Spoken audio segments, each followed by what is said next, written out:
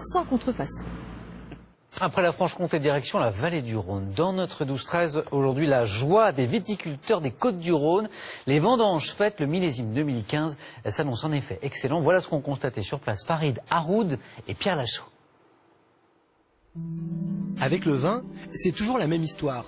On doit mettre des mots sur un goût, sur une impression. Souvent, on verse dans le dithyrambique, dans l'élogieux. Là, pour le millésime 2015, on parle d'exceptionnel. C'est noir, c'est sombre, et malgré tout, ça va être quelque chose avec beaucoup de richesse. Là, la richesse, elle dort encore en cuve, avant de passer en fût, pour voir couler le temps, pour vieillir. Les Côtes-du-Rhône seront tous bons, mais on prédit aux Condrieux et aux Côte-Rôties de grandes destinées. Parole de jeunes vignerons, ça s'est remarqué tout de suite.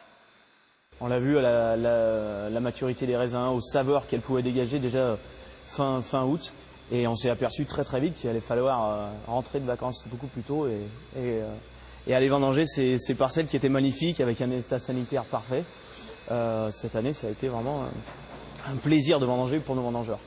Et les vendanges, pour la première fois, elles ont débuté le 3 septembre, plutôt qu'à Châteauneuf-du-Pape, situé à 200 km plus au sud.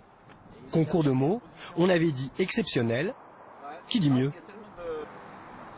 Exceptionnel, non, je dirais historique.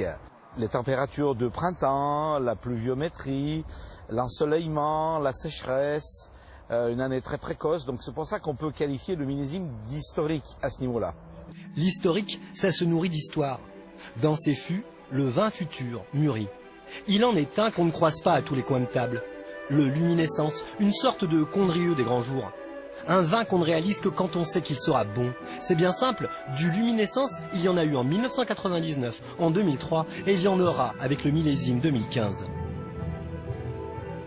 C'est un marqueur de l'excellence du millésime, parce que c'est vraiment un vin qui naît par des conditions créées par le millésime, en l'occurrence beaucoup de chaleur et beaucoup de lumière. On nous a même parlé de cuvée du siècle. Les mots, toujours les mots. Les coccinelles maintenant, les coccinelles tout le monde connaît.